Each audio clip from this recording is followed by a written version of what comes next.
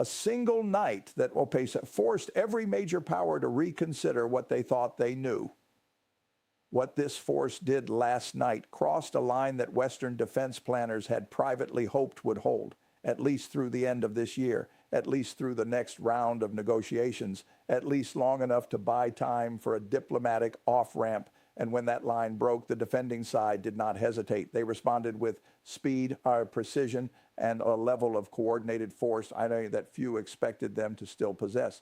This is the story of the weapon no one thought would be deployed, and what happened the moment it was. For months now, there had been signals, not official intelligence releases, not formal briefings to allied governments, just signals that this force was preparing something fundamentally different from anything they had used before. They have been aggressive, yes, but they have been methodical in their aggression. Their moves have followed a certain rhythm, tempo, almost a signature: strike, pause, consolidate, probe, strike again. Military analysts who study this conflict closely came to expect that pattern the way you come to expect weather: predictable enough to plan around, stable enough to manage. But what set off alarm bells in Western intelligence circles this week was that the rhythm went silent. Experts who monitor modern battlefield logistics know the indicators: the movement of specialized transport vehicles that carry oversized, non-standard cargo, the repositioning of air defense assets around areas that hold no obvious tactical value, unless something very sensitive is being stored there. The sudden rotation of signals personnel side with higher clearances than the units they're replacing, the abrupt blackout of communication channels that had been active for weeks, all of that went quiet. And whenever this force goes quiet, it means something is about to get very loud.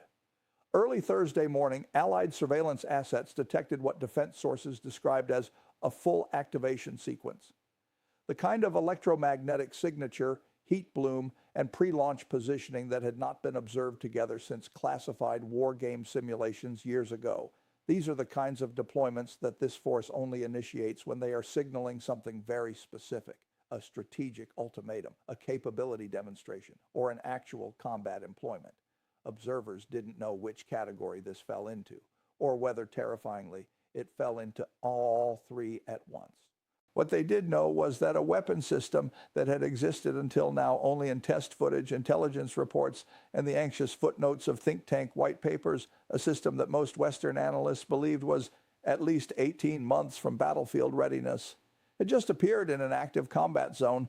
The weapon in question is a long-range precision glide vehicle, what defense insiders have been calling, in careful and deliberately understated language, a key deep strike autonomous system. It does not follow a ballistic arc. It does not broadcast its approach on radar in any conventional way. It maneuvers during flight. It selects from among pre-programmed aim points based on real-time sensor input. And it carries a payload large enough to destroy hardened infrastructure, the kind of bunkers, command nodes, and reinforced logistics hubs that conventional weapons have repeatedly failed to penetrate. When a weapons system like this shifts from the test range to the battlefield without announcement, even military planners who believed they had accounted for every contingency stop and pay attention. The warning issued by NATO's senior command tonight was not normal. It was not routine. It was not symbolic. It was urgent. Senior officials in back-to-back closed sessions described this force's deployment as destabilizing, deliberately timed, and perhaps most importantly, designed to test the alliance's willingness to respond. Not just its capability, because that is the nature of a capability demonstration in wartime. It is not just a weapons test. It is a big question, a question posed in fire and steel. Will you answer? And if so, how? But that strategy only works if the target hesitates. The defending side did not. In fact, their response in the hours following first impact was among the most precisely coordinated counterstrikes we have seen in this conflict, possibly in any conflict of this type in modern memory. Here is what we know. Within 4 hours, of the first confirmed strike by the new weapon system, the defending force launched a comprehensive interdiction campaign targeting the TSAP support infrastructure that makes this weapon operational. These weren't conventional artillery exchanges. These were deep strike missions using systems held in reserve specifically for this scenario. precision munitions, long-range loitering assets, and what sources describe as a layered electronic warfare package designed to degrade the communications backbone that the new weapon depends on for its final targeting sequence. Tonight, defense sources confirmed that the defending force launched coordinated strike operations on all 6 categories of targets.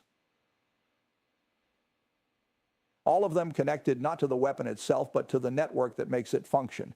They hit these forward logistics nodes where the specialized propellant and guidance components are staged. They hit the op mobile command relay stations that relay encrypted targeting data during the weapon's terminal phase. They hit 3 known pre-surveyed launch positions that had been photographed in satellite imagery from the last 72 hours, positions that were almost certainly being prepared for a second wave.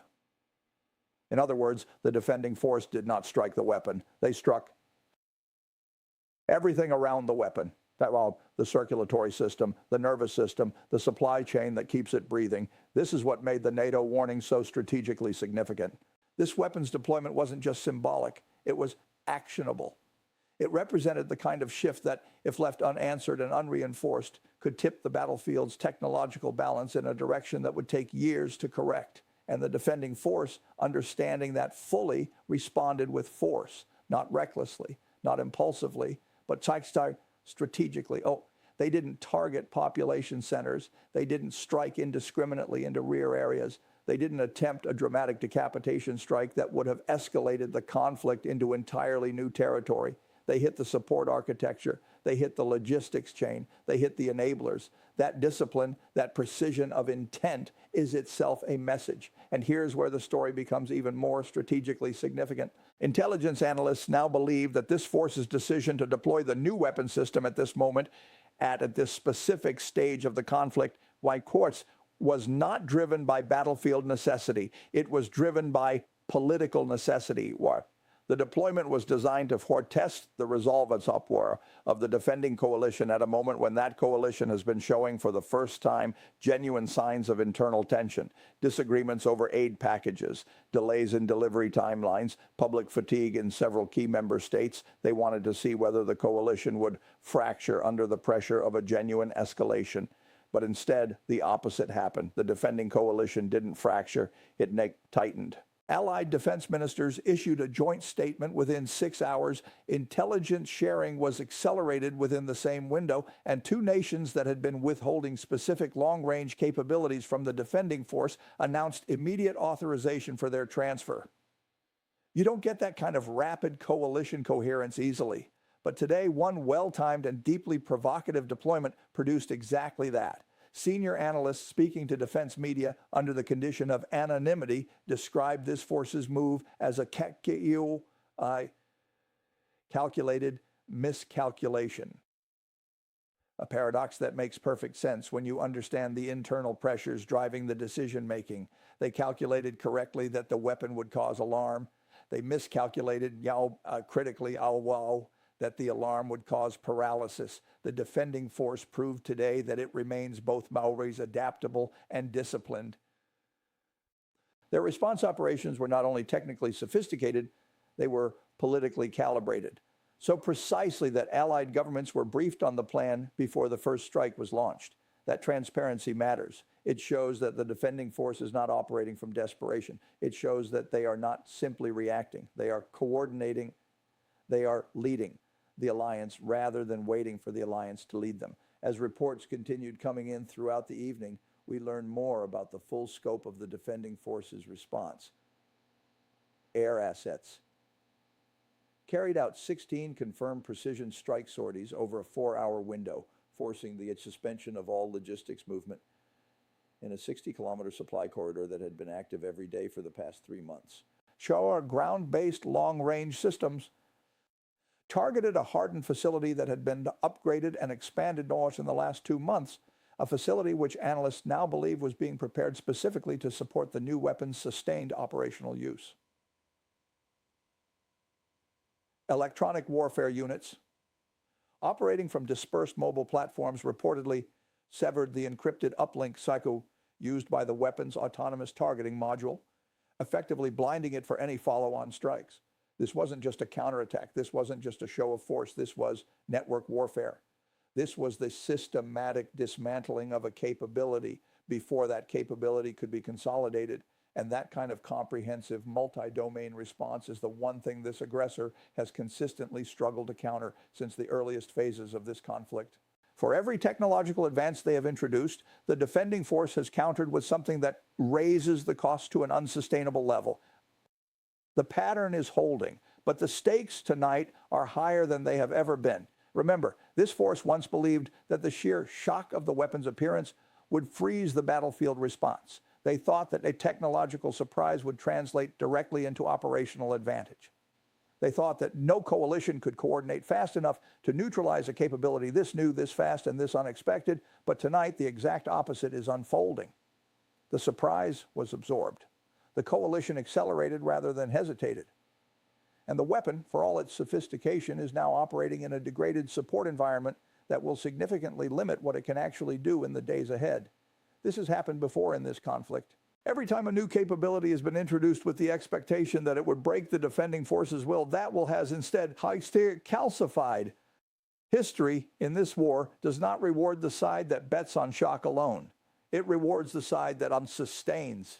What makes this moment so dangerous and so revealing is that this deployment happened at a time when the leadership authorizing it is under extraordinary internal pressure.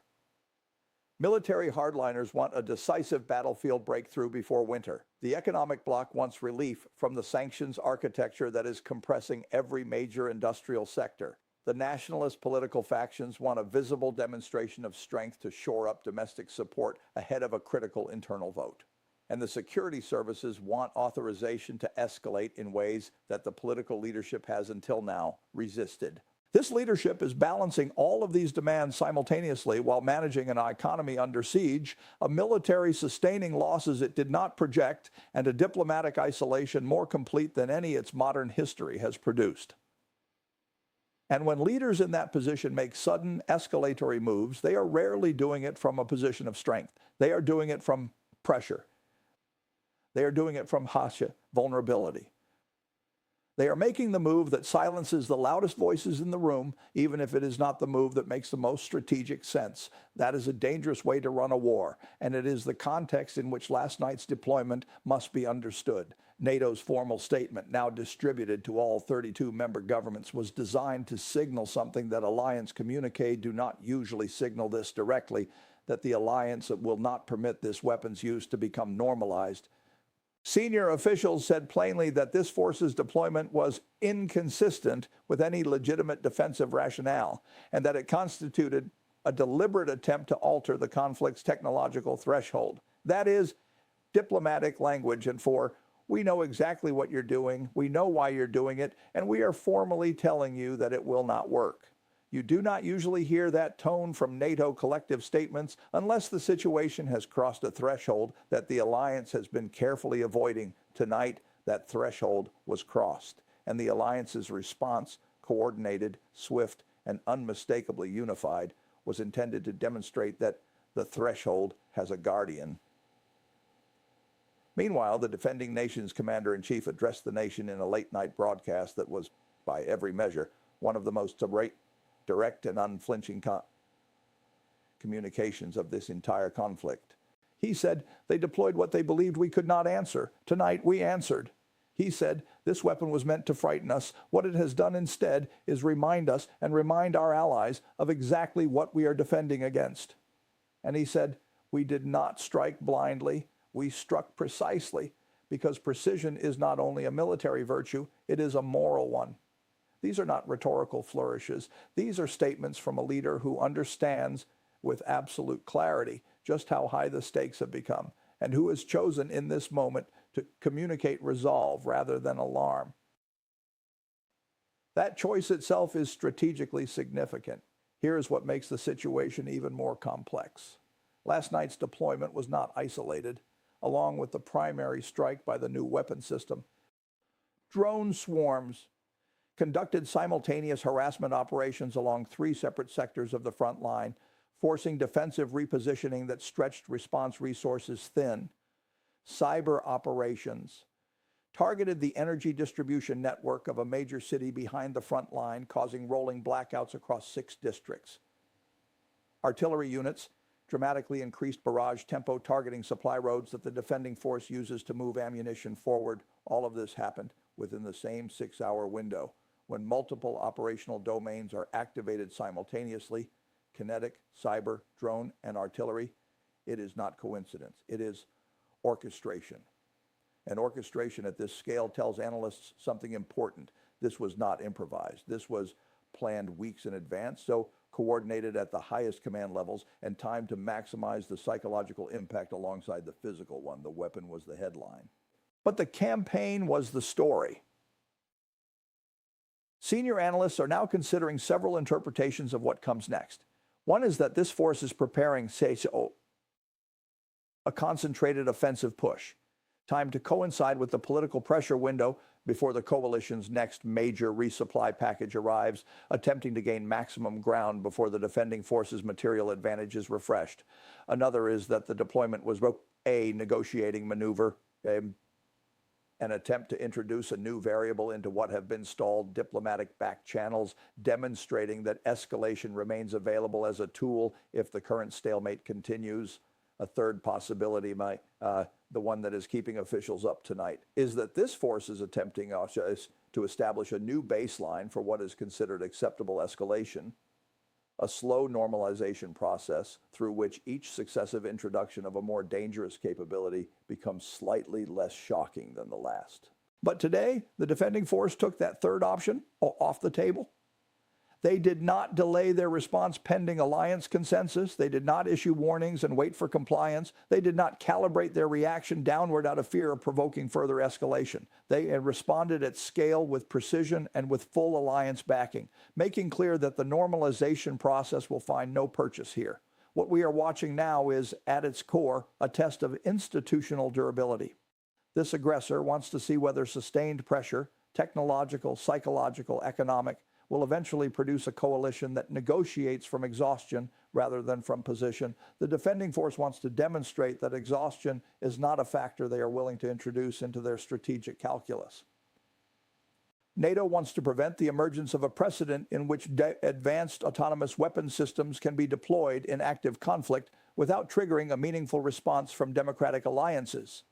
And the broader international community wants to prevent the normalization of a world in which the weapons that were supposed to be too dangerous to use become simply another instrument in a conventional arsenal. Last night was a test of all 4 of those things simultaneously. And tonight, with the response operations confirmed, the early evidence suggests that all 4 are holding. Tonight, we have heard from intelligence officials who are now conducting around-the-clock monitoring of the affected weapon system's operational status. They say the strikes on support infrastructure have degraded its immediate reuse capability by an estimated 70%.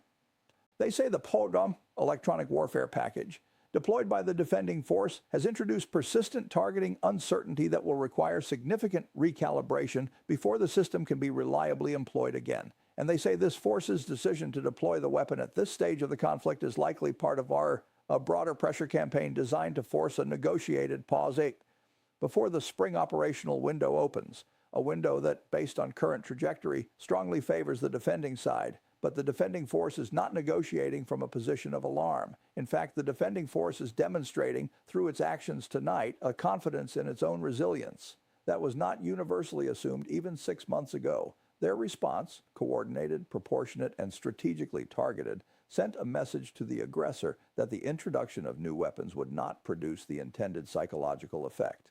And it sent a message to the alliance that this partner is not a passive recipient of support.